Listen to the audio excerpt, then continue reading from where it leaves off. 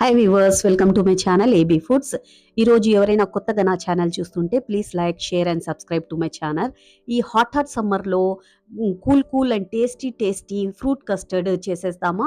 చూడండి, ఇక్కడ నేను యాపిల్, పామెగ్రేనేట్, బనానా, గ్రేప్స్, ఖర్జూరము, న్యాచురల్ స్వీట్నెస్ రావడానికి ఖర్జూరం తీసుకున్నాము. అది కట్ చేసే ముందు ఇక్కడ ఒక గిన్నెలో బాదం నానబెట్టుకొని దానిపైన తోలు తీసుకున్నాక బాదం, కాజు, ఇలా బనానా కట్ చేసుకొని ముందుగా బాయిల్ చేసుకొని చల్లార్చిన పాలు వేసుకోవాలి. వేసుకొని ఒక 10 మినిట్స్ మూత పెట్టేసి 10 మినిట్స్ పక్కన పెట్టుకోవాలండి. ఆ తర్వాత ఇక్కడ నేను చూపించేవి ఫ్రూట్స్ ఉన్నాయి కదా! ఈ ఫ్రూట్స్ అన్నీ ఇట్లా చిన్న చిన్న ముక్కల్లో కట్ చేసుకోవాలా. చూడండి, నేను ఇక్కడ మర్చిపోయినాను. కొన్ని జాఫ్రాన్ వేసుకొని ఆ తర్వాత మూత పెట్టేసి 10 మినిట్స్‌కు పక్కన పెట్టుకోవాలండి.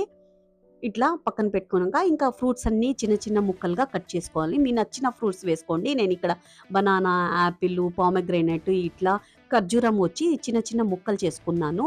ఇవి గ్రేప్స్ కూడా చిన్న చిన్న ముక్కలు చేసుకోవాలి. మీకు నచ్చిన షేప్‌లో చేసుకోవాలి. ఇక్కడ నేను రౌండ్ అట్లా చేసుకున్నాను. ఆ తర్వాత ఆ గిన్నెలో 10 మినిట్స్ పెట్టిన బాదం, కాజు అన్నీ నానబెట్టుకున్నాం కదా! అది మిక్సీలో వేసుకొని ఇట్లా చూపించే విధంగా ఈ కన్సిస్టెన్సీలో ఇట్లా గ్రైండ్ చేసుకోవాలి. ఇప్పుడు ఈ కట్ చేసుకున్న ఫ్రూట్స్ అన్నీ ఒక బౌల్‌లో వేసుకొని మనం గ్రైండ్ చేసుకున్న అవి కస్టర్డ్ ఇవి ఉంది కదా! గ్రేవీ అవి వేసుకొని ఖర్జూరం దానిపైన చల్లుకొని ఇక్కడ బాదము, కాజుతో గార్నిష్ చేసుకోవాలి. పిస్తా కూడా వేసుకున్నాను. ఆ తర్వాత కలర్‌ఫుల్‌గా కనిపించాలని ఈ టూటీ ఫ్రూటీతోనే నేను ఇక్కడ గార్నిష్ చేసుకున్నానండి. ఇది ఫ్రిడ్జ్‌లో పెట్టుకొని మీరు చల్లగా పిల్లలైతే కూల్‌గా తినొచ్చు. పెద్దలైతే నార్మల్‌గానే తిని ఇద్దరూ ఎంజాయ్ చేయొచ్చు అండి. Thanks for watching.